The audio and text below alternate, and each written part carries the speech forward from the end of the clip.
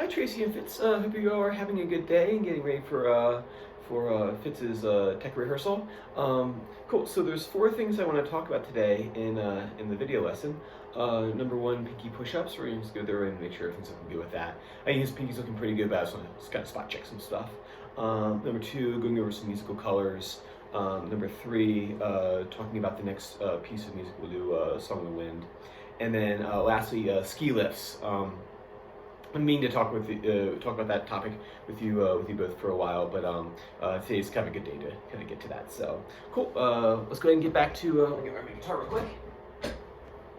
All right. So number one, pinky push-ups. We've done these, I guess, plenty of times in the past, but it's been a few weeks since I've checked them, so I want to see how they're kind of coming along. So remember, his scale's looking really good. So his G tonalization.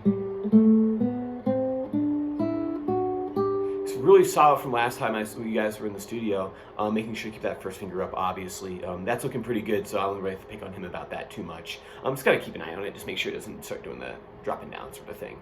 Sometimes, like, if we get out of the habit of that, sometimes what will happen is it'll kind of rear its head up and, well, actually the opposite. the idea of it dipping down will rear its head up in someone's playing, but really their finger's going down. So anyway,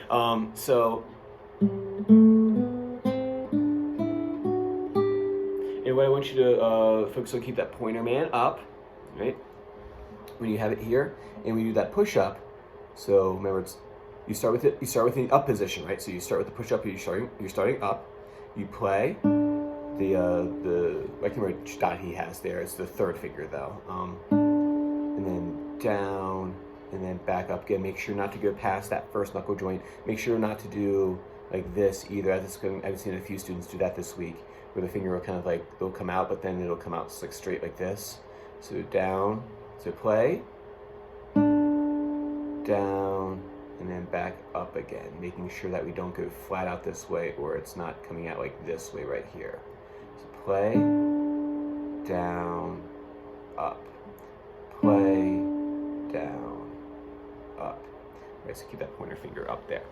And then that pinky not too far, so it literally comes down and then back out again, right about there. That first knuckle joint's pretty good. It's kind of a good marker. Sometimes what I do is, if the kid's having trouble kind of remembering that, I'll actually put like a little mark, like right here on their finger. So if you find that he is like going too far by accident, then what you can do is you can take a pen, or like you can draw something right here on that first knuckle joint to kind of act as a reminder. So sometimes that works too. All right, cool. If there's no questions about that, let's go move on to the next thing. Number two, musical colors. This one is the easiest one for students to kind of like work on, and then it kind of falls out by the wayside sometimes. It's kind of one that we don't think about as much. So in musical colors, remember that we had, I have each kid kind of like draw a picture of a guitar. We talked about this last time. We actually had that picture where it had the different the color here, the color here, and the color here. I can't remember exactly what Fitz's colors are. Each student has their own unique colors that they pick. But to review where we actually use those in the music. So say in Twinkle, for example,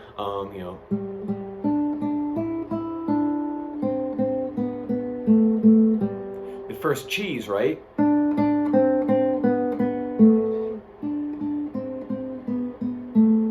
So it's when we have like a little musical idea in the song, and it repeats again almost verbatim. So whenever we have that repeat, now say what happens if this will come up too, and sometimes in lessons, a student will hear, say, Twinkle, and they'll hear the bread, bum bum bum bum bum bum bum, and then they have the cheese section, and then they hear the bread again. They go, oh wait a minute, I heard a repeat, so that means I should change colors there. And in that case, I wouldn't.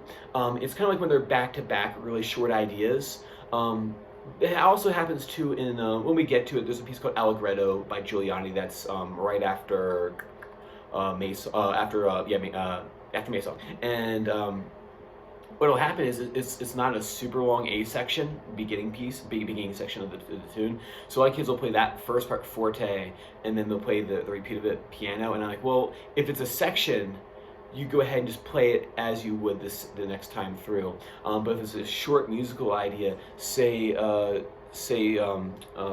Tell It Ready, I'll say ba da da da da da da dee da da, and then then the same thing, the almost exact same thing happens again. Ba da da da da da da da. That's kind of where you want to do it. So you want to do it like on the opposing A section. So like ba da da da da da da da da da da, right, so on and so forth. And then you have like another section in between, and then the same section comes back in. A lot of kids go, oh wait a minute, I hear the same thing. Let's go ahead and change that. I wouldn't do that myself. It's okay if they want to play around with it and experiment with that, that's fine. But I wouldn't perform it that way. So, and then, like I was explaining, Go Tell Aunt Rhody, that's why I want you both to work on this week, is that, that second section, ba da da da da, ba da da da da, and then change our color. Use that thumb. If he's having trouble, I don't think he's having trouble getting up there, but if you do notice he's kind of struggling to get that way, or if he's taking a lot of time, what I have them do is use the thumb as a guide and gets him up there. Ba, ba, da, da, da, da, da, da. So he has that thumb resting on 5. Ba, da, da, da, da, da, da, da, da, da. And the thumb shifts up, so it comes along for the ride. Ba, da, da, da, da, ba, ba, ba, right? So work on changing colors in that part of Go Tell Aunt Rhody this week. Also too, you'll probably want to do forte and piano there. Forte for the first time, piano for the second time. You focus on the effect first, on the color tone, or the color change, and then put the forte and piano in there too.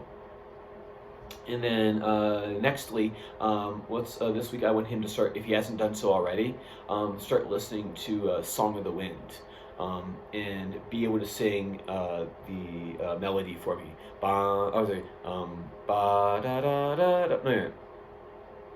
Da da da da da da da da dee da da da da. They're all in my head. Anyway, I want him to be able to sing the melody for Song of the Wind for next time. Use the hot potato game. I believe we did that last week. This seems to be a big hit in the studio. I have some kids like requesting just like that's all we do the whole lesson. Fortunately, we can't do that all lesson. We have to do like some playing on the guitar. But if they want to do a few extra, that's fine. And like I said before, you can do maybe with his brother.